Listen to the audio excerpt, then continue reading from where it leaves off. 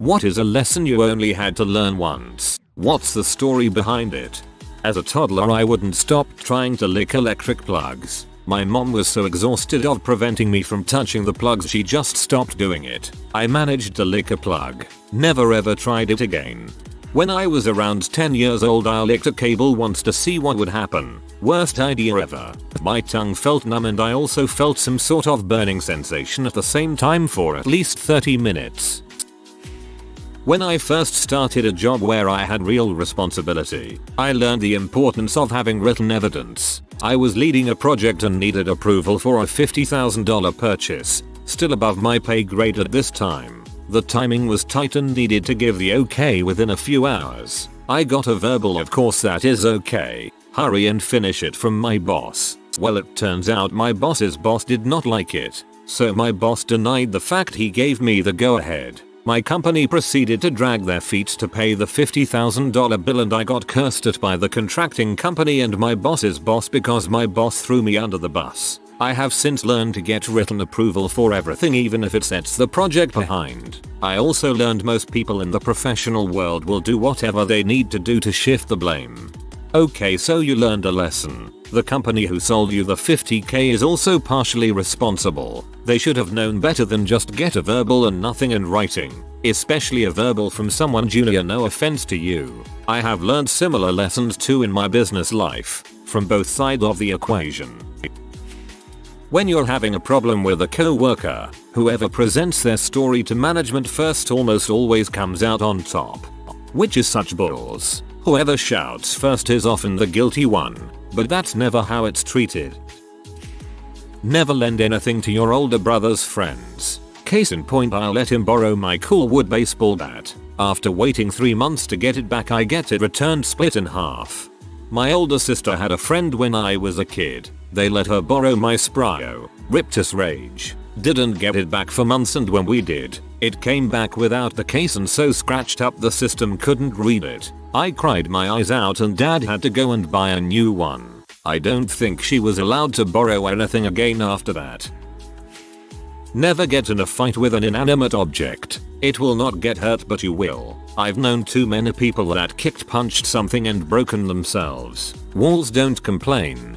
Yup, went to school with a guy who got mad and kicked a fish tank. That resulted in a severed Achilles tendon and a long time on crutches. Sire, cover your butt. At work, being the new person sucks at an office, and insisting on proper treatment can feel like a mistake, but it's so worthwhile. Started working at an office with very little in written expectations, processes, or training. Red flags were everywhere. But I was a newbie in the field and really needed a job, so I missed some red flags and ignored others. One thing that I absolutely got right, by accident, was a hardcore SIRE program. I wrote down everything during training, thinking I would train the next person better. I wrote down everything I was asked to do, trying to keep organized and not miss any assignment or task. I kept a copy of all of this on my Google Calendar Google Docs. After I left, I found out my boss was blaming me for a number of misses that were demonstrably not my fault. I ended up having to sue, and thank God I had a record to back me up. I was about 11 years old and I wanted a warm hard-boiled egg. I took the egg out of the refrigerator, peeled it, put the egg in the microwave for about 10 seconds, took the egg out and bit into it. It exploded when I took the first bite. I had a huge blister on my lip for a few days. Not so bright. Last month I heated an egg in the microwave for a few minutes, trying to hard boil it. If my head was 12 inches to the right when the microwave exploded open and shot glass everywhere, I would be dead right now. Scary stuff. Don't touch your wang after cutting chilies, even if you think you washed your hands thoroughly. Story is that I touched my wang after cutting chilies, but I thought I had washed my hands thoroughly. If you learn this lesson for yourself, know that soap doesn't help, olive doesn't help, crying doesn't help. The only relief I found was lime juice. I think the acid must cut the capsaicin so you can actually rinse it off. Crying doesn't help, haha, sorry, but that's hilarious. Same goes for removing contacts. BTW. Friend ate hot salsa made from world's hottest pepper and touched his eye afterwards. Also after washing hands. Had to go to hospital. Said it hurt for days. Not to be stupid with water guns. I was on holiday with my family and I was about 13 and my dad had bought 2 water guns that worked by you pulling it back as it suctioned the water up. I, being a dumb idiot, decided to suction my lip and it pinged back and cut my lip open. Had to go to hospital abroad and get stitches. The early version of the Kyla lip challenge. You innovator, you. Not to get involved in office politics and to never trust HR. I thought I was good friends with the HR woman. She would come in my office and tell me all about her personal life. Even cried to me a few times. She would say things like, if it weren't for you I wouldn't be able to come in every day. We were friends on social media. So in turn, I felt comfortable to talk about my own problems, especially with my boss. She talked about hers constantly so I didn't feel like it would come back to bite me. Well, as you're expecting, it did. I got pulled into my boss's office with her right there taking notes as he talked to me for 2 hours about my performance and then said, I know she's a very nice person, but everything you tell her comes right back to me. So if there's anything you'd like to say you can say it now that we're both in here. And just so you know, we're not trapping you. I literally just sat there and took it and just okayed everything and did not say a word. She's avoided me like the plague since and I deleted her on all social media. As you can imagine, I'm currently looking for a new position. As you can imagine, I'm currently looking for a new position. Good call. Drinking too much Southern Comfort will make you very, very, very sick. It was my first real experience with alcohol and it was decades ago, but just the smell of SoCo still makes my stomach turn. You know in cartoons when the character steps on a rake and they get hit in the face? It's funny when Daffy Duck does it, not so funny when you're 6 years old and give it a try. That was an early do not try this at home realization. Same for banana peel. It's slippery for real. I thought it was just a cartoon joke, then I learnt it the hard way. Measure twice, cut once, was something very simple my stepdad taught me when we were building a bird box when I was about 10, but it's stuck with me ever since and you can apply it to almost everything. Everyone is willing to take advantage of you. As a student in college a while back I worked as a contractor for a startup and I didn't have a written contract. I worked my butt off for 3 months while they kept delaying my pay. At the end the owner refused to pay me and stated I could go frick myself. Tried to get a lawyer but they said since I didn't have a contract it would be extremely difficult. Just had to file a labor complaint. The lesson here is always getting something on paper. What a duck. Hope their business failed. Don't stick your softie into a hole you can't escape while hard. I was a curious boy of about 11 and figured hey I got this penis and it would be cool to put it in this empty soda bottle. One thing leads to another and here I am, stuck in perma hard mode because I can't lose my erection and it's getting more painful by the second. I started panicking and called for my mom to help. Dad was at work, who was spending time with a friend of hers in the next room. She immediately tells me what a fool I am and got me some lotion and told me to lube myself and pop out while she left the room to deal with her friend. Ended up getting out without too much trouble, then inspected the damage. My hot rod didn't look very healthy so I begged my mom to take me to the family doctor. So now she has to tell her friend to leave cause her idiot son stuck his dong in a bottle and needs medical attention. Bottleneck Brett strikes again. How roasting yourself in a heavy argument makes the other person very confused and mostly the only thing they can think of is, yes, that. Very helpful.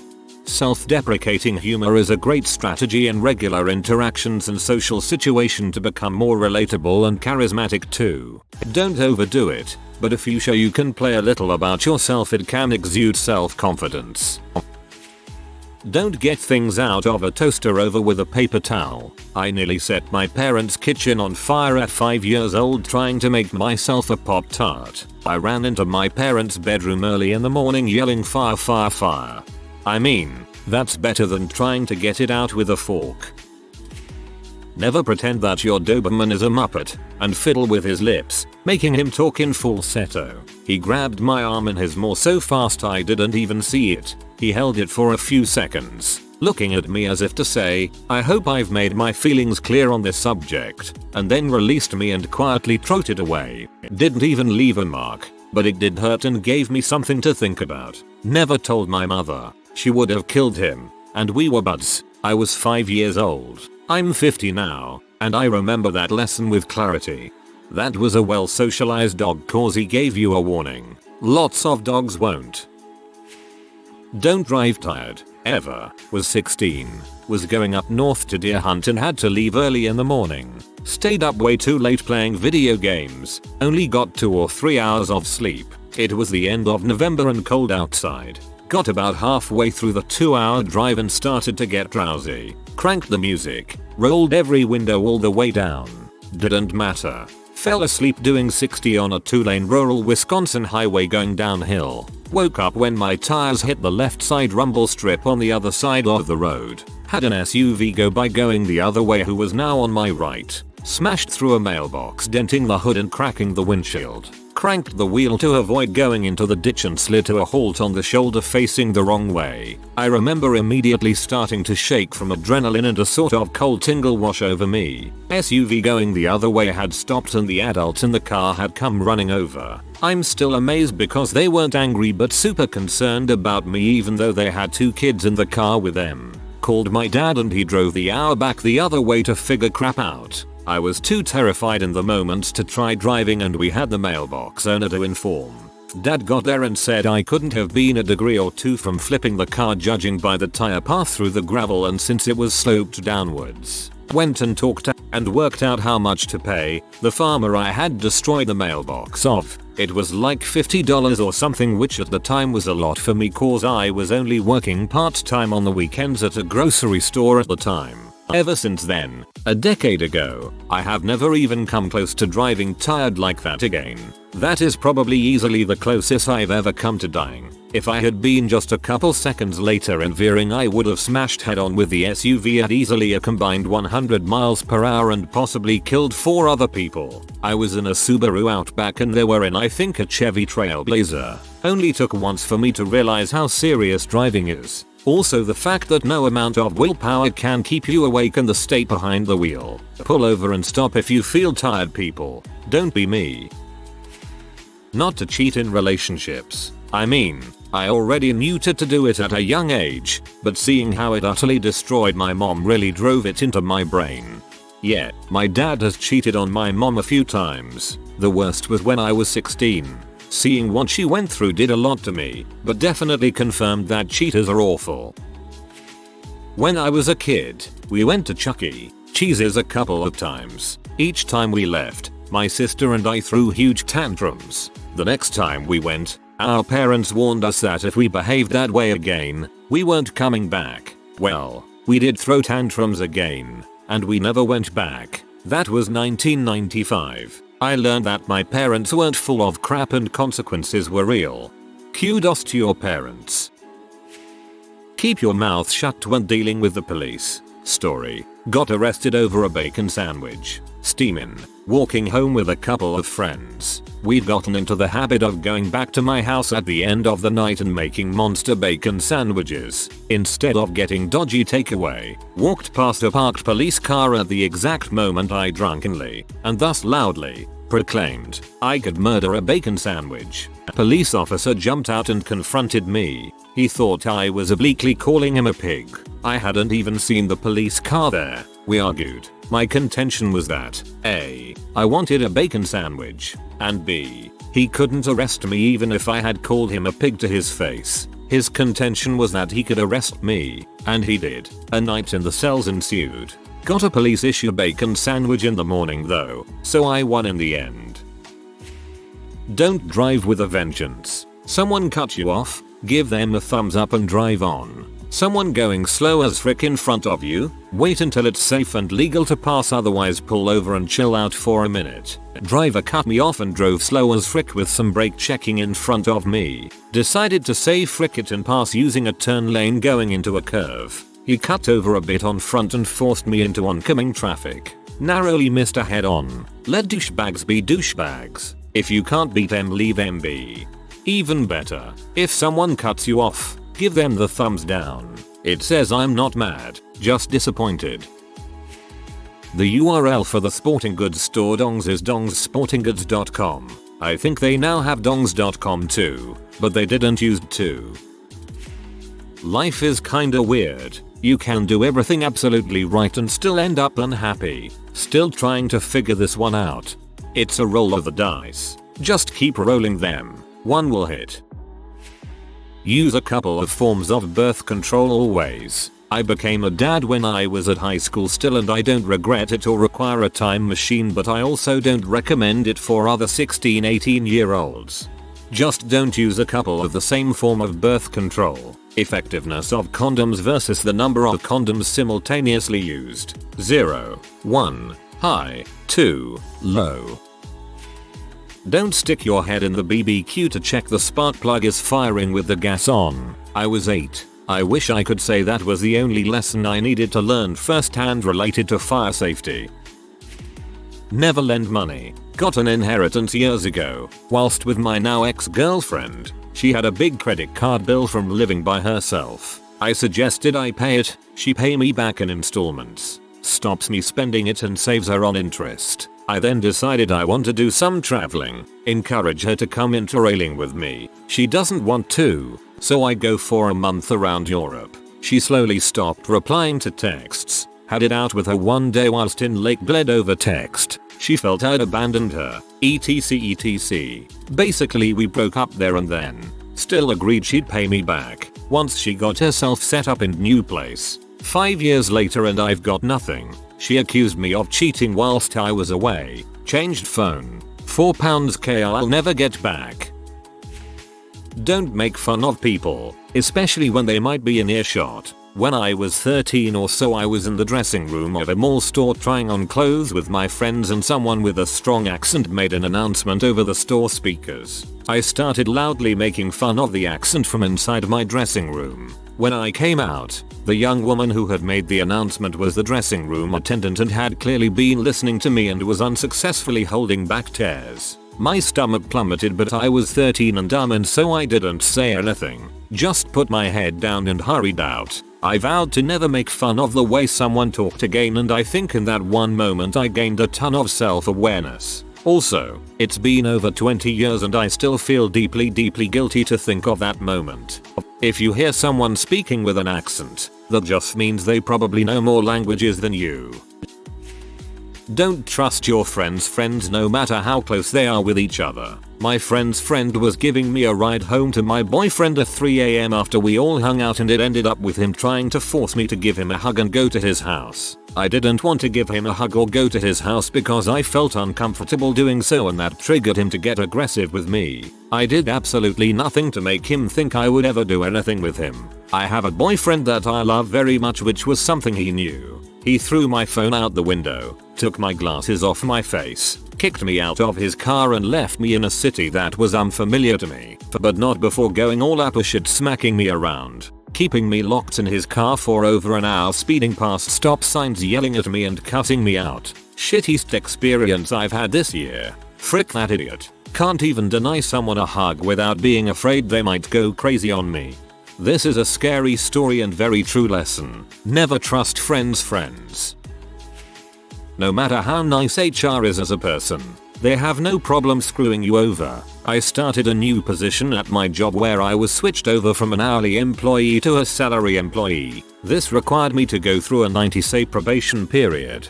During those 90 days, I had to go to a wedding in another state, so I needed 2 days off. I asked the HR lady about going about this. She wrote down my name, the dates I needed off, and the reason behind it. I asked her point blank if I needed to fill anything out. She said, "Oh no, I got everything writing down. You don't need do anything." Left for the wedding. 2 months after our conversation, come back and find out that there was an Indeed paperwork needed to be filled out by not only myself but my supervisor. Fortunately, my boss was cool about it, so he didn't mind that I left for 2 days, but that HR lady gave me a stern talking to about the importance of filling out the paperwork. What a bee.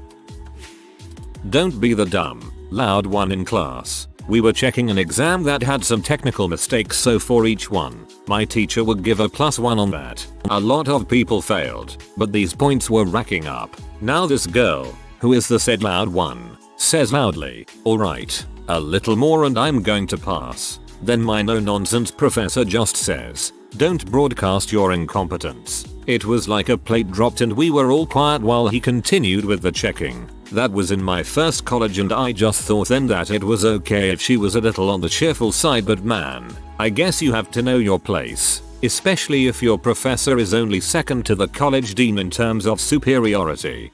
What happens a lot is that the class clown in high school, or other obnoxious kid, can get away with it in a public school because they are entitled to an education. When they try to pull that same crap in college, their professors won't tolerate it and they get a swift dose of reality.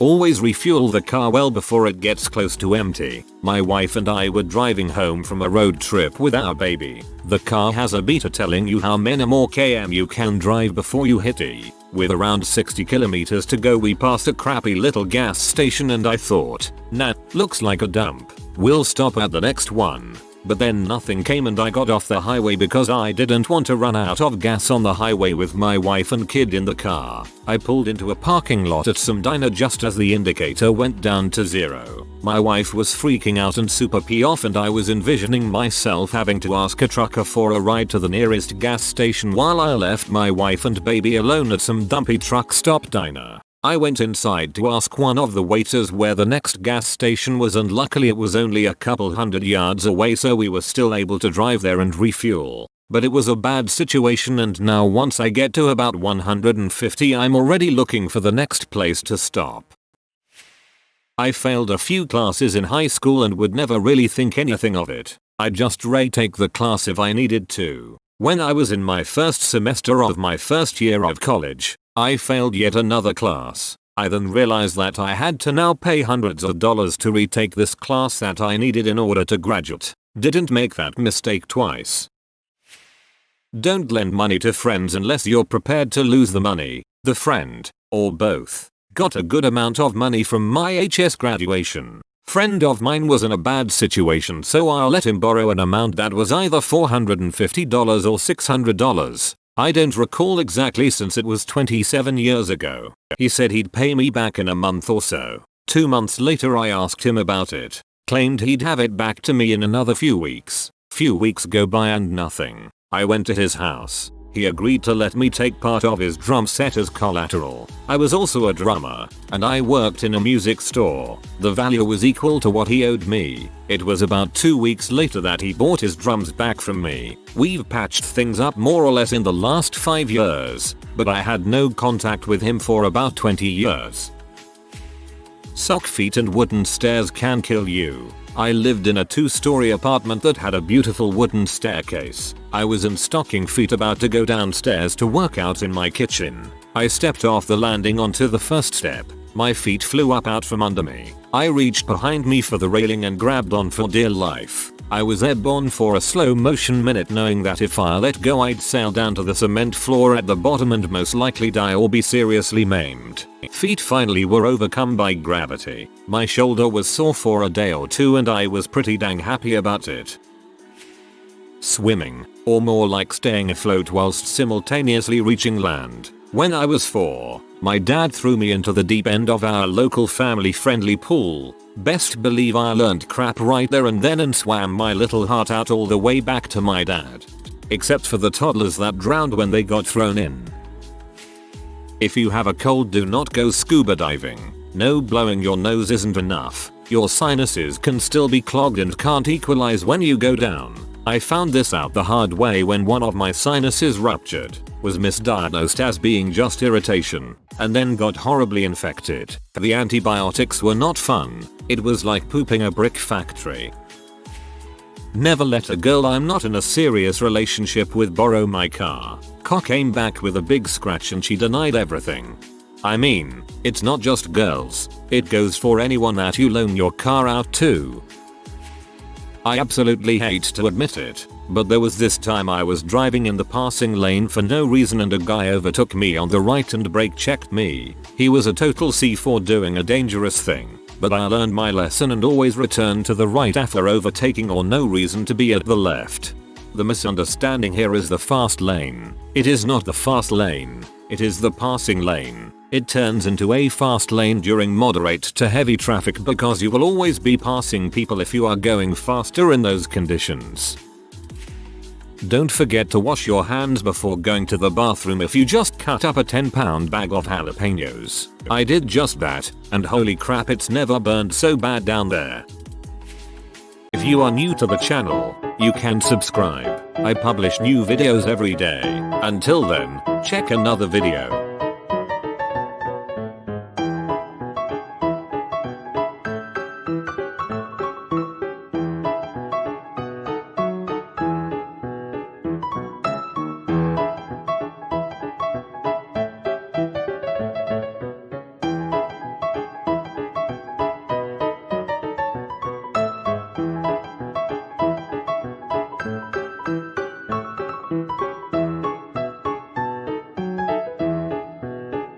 Bye for now.